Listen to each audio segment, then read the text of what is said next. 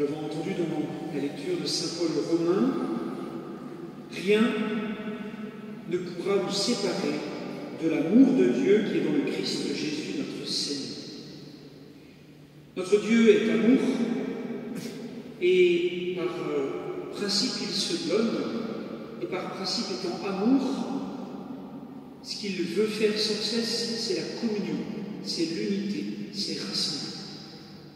Alors peut-être vous ne le savez pas, mais aujourd'hui, le 2 novembre, comme le jour de Noël, c'est le 2 seuls jours de l'année où il y a 3 messes. Et aux 3 messes, on peut venir participer et communier de manière unique à chaque fois. J'ai dit une messe ce matin à 9h, j'ai dit une messe à midi, et je dis une messe ce soir, avec des intentions différentes, pour des défunts différents à chaque fois. Et à ces 3 messes, il y a des oblaisons, des prières différentes, et on peut choisir les textes des messes des défunts que l'on veut.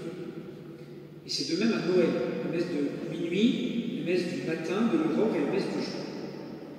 Alors on pourrait dire que c'est de la gourmandise spirituelle, de la gloutonnerie sacramentelle, que sais-je. Mais non, ça a un sens profond. Parce que la messe, c'est là que nous sommes le plus en communion avec Dieu. Donc, en Dieu, c'est là que nous sommes le plus en communion les uns avec les autres, et donc avec nos défunts. Dans l'Eucharistie, quand nous venons communier ou sacramentellement ou spirituellement, nous le disons, nous venons communier, nous communions quand nous recevons le Christ, soit par l'hostie, soit par la prière. Quand nous communions, nous sommes en communion avec Dieu, le plus intimement possible, parce que c'est Jésus lui-même qui l'a décidé ainsi, avant de mourir.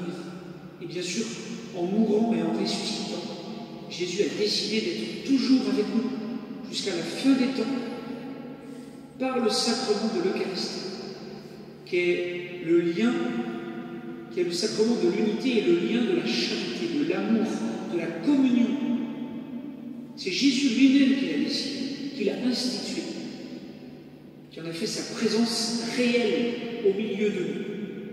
Et surtout pour les malades, pour les affligés, pour consoler, pour relever, pour nourrir et nous donner sa vie, sa propre vie, sa propre chair, pour nous donner de participer déjà maintenant, de goûter déjà maintenant à sa puissance de vie et de résurrection.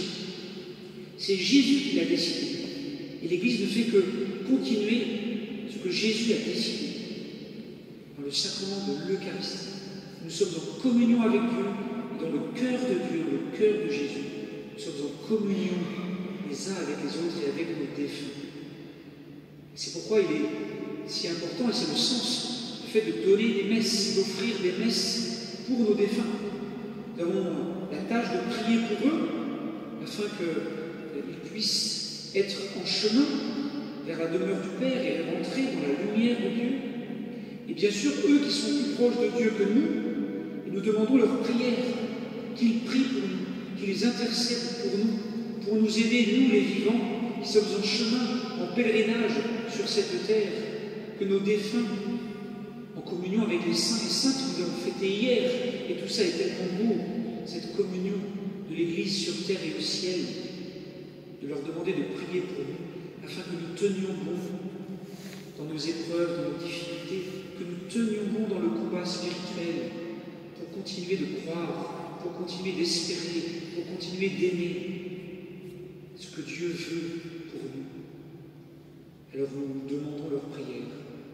Et en cette Eucharistie, nous prions tout spécialement pour tous nos défunts, qu'après nous avons cités, tous ceux repartis vers la maison du Père depuis 1 an, eh bien nous avons prié pour eux.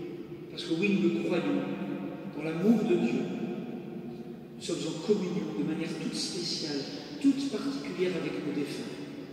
Ils sont avec nous, ils sont là, ils prient pour nous, nous prions pour eux, dans cette communion de Dieu, car rien, chers amis, ne pourra nous séparer de l'amour de Dieu qui est dans le Christ Jésus, notre Seigneur. C'est notre foi c'est notre espérance.